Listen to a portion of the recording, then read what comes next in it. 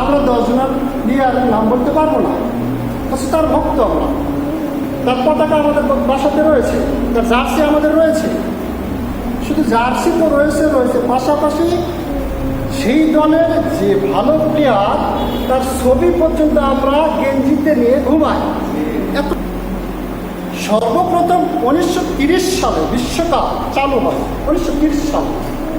2022 এবং 1930 এই মোট এত বছরের ব্যবধানে মোট 22টা বিশ্বকাপ হয়।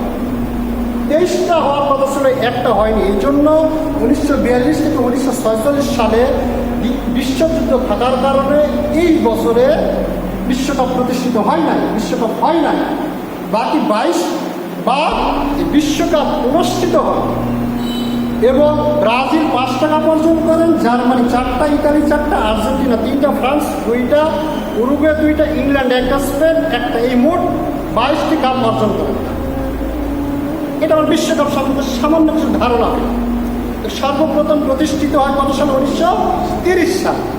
2022-এ শেষ হয়েছে। আবার 2000 কত সালে হচ্ছে? 26 সালে। 2026 সালে 48টি দল অংশগ্রহণ করে। 2026 সালে মোটামুটি একটা আমরা তথ্য পেলাম। এখন ইসলাম কি বলে? সর্বোচ্চ গোলদাতার লিস্ট রয়েছে। সর্বোচ্চ গোলদাতা হচ্ছে মিরোনোস্লাভ ক্লোসে, জার্মানি 16টি গোল দেয় ইত্যাদি। তারা যে গোল দিতেছেন ব্রাজিলের, তারপরে রোনালদো তিনি 15টি গোল দেন। সর্বোচ্চ বিশ্বকাপের গোলদাতা রেকর্ড তারা করে। এখন মূল যে আমার যে বিষয় সেটি হচ্ছে আমরা তো মুসলমান, আমাদের ধর্ম হচ্ছে কি? ইসলাম। তো ইসলাম কি খেলাধুলার বিধান কি নেই? আল্লাহ রাব্বুল আলামিন বলতেছেন, আল ইয়াউমা আকমালতু লাকুম দীনাকুম,